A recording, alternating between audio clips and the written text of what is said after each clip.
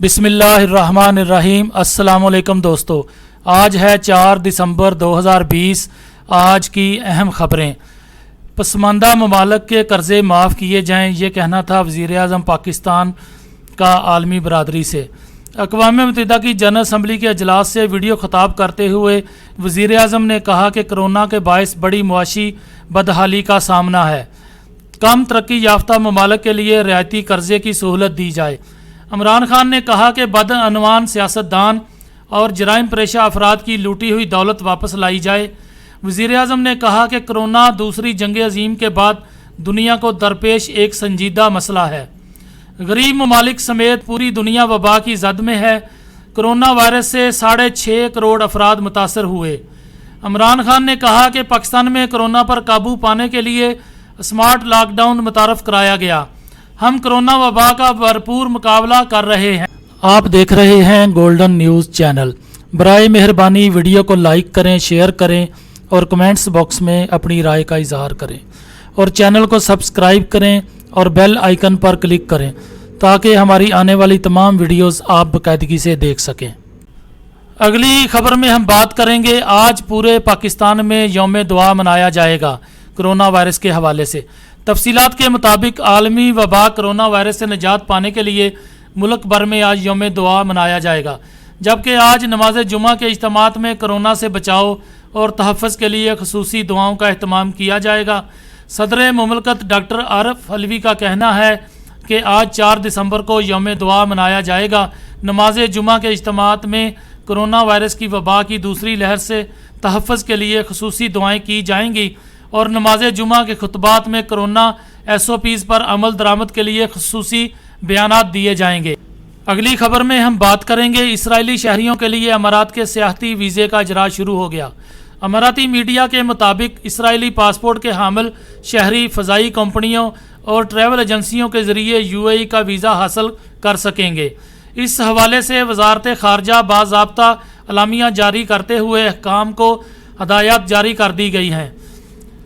اسرائیل اور متحدہ امارات کے درمیان ویزا فری سفری سہولت کا معاہدہ طے پایا تھا۔ متحدہ عرب امارات پہلی عرب ریاست ہے جو اسرائیل کے شہریوں کو بغیر ویزے کے سفر کی سہولت دے رہی ہے۔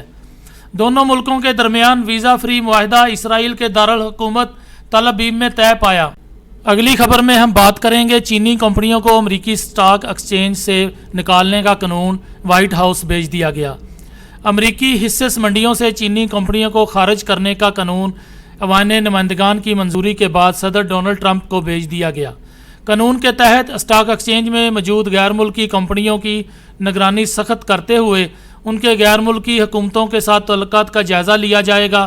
نئے قانون کے تحت مسلسل 3 سال تک تسلی بخش جواب دینے میں ناکام رہنے والی کمپنیوں کو حصص منڈیوں کی فہرست سے نکال دیا جائے گا۔ اگلی خبر میں ہم بات کریں گے، فرانس سے اسلام دشمن فرانسیسی حکومت مساجد کا کنٹرول حاصل کرنے کے لیے سرگرم۔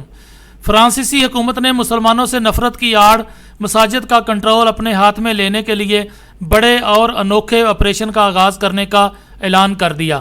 غیر ملکی ذرائع ابلاغ کے مطابق فرانسیسی حکومت نے اعلان کیا ہے کہ حکام ملک میں موجود مساجد کا دورہ کر کے صورتحال کا جائزہ لیں گے تاکہ مذہبی انتہا پسندی کا خاتمہ کیا جا سکے۔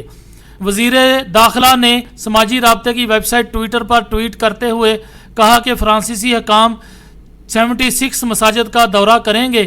دورے کا مقصد مساجد کی مانیٹرنگ اور ان پر کنٹرول حاصل کرنا ہے۔ اور آخر میں ہم بات کریں گے دلچسپ اور عجیب و غریب کی، جاپان میں سپر ننٹینڈو تھیم پارک تیار۔ تفصیلات کے مطابق جاپان میں یونیورسل اسٹوڈیو کے اندر ماریو تھیم پارک لگ بھگ مکمل ہو چکا ہے، جسے اس سال کھولا جانا تھا، لیکن کورونا وبا کی وجہ سے اس میں غیر معمولی تاخیر ہوئی، جس کے بعد اب اوساکا میں 4 فروری 2021 کو اس کا افتتاح کیا جائے گا، جبکہ اس پورے تھیم پارک کی تیاری میں 6 برس کا عرصہ لگا ہے۔